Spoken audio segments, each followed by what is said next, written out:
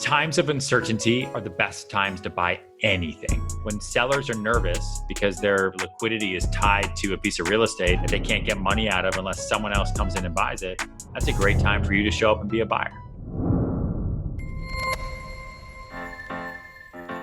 Had you bought into the stock market, when everyone was nervous and everyone thought it kept going lower, you'd look back now and you'd say, wow, 7,000 points ago, I was a pretty smart person. But the real estate market is very similar, and in most cities, it's a great time to show up because you have to know that cities will rebound. They're popular for a reason.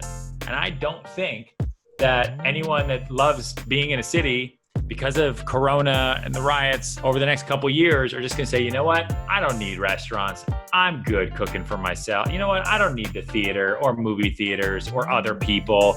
I'm totally fine with Red Lobster every Friday. You always see people figure out ways to raise capital for opportunistic moments, and I've got a lot of clients who sit on cash all the time. They never buy anything. They're buying now.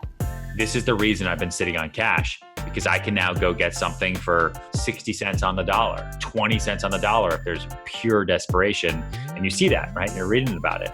Do I recommend people take out loans against other properties or against other assets to go and try and be opportunistic against real estate right now if they can't really afford something otherwise? Probably not. There's too much uncertainty and you never know what's going to happen. And you don't want to go into a bad investment and then be over leveraged everywhere, right? That's why people file for bankruptcy. You always have to ask yourself why you're buying. Is it strictly for investment in the rate of return? Is it because you need an extra bedroom because you're going to have a baby?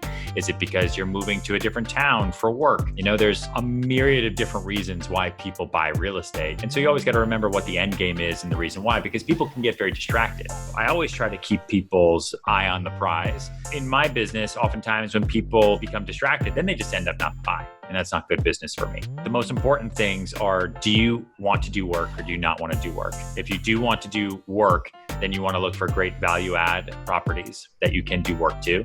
And if you don't, then don't look for something that you're going to want to do work to. Try to find something that's turnkey, that's a really, really great deal and a good neighborhood that's going to hold its value. Make sure the comparable sales are there and that you feel safe in the price that you're paying.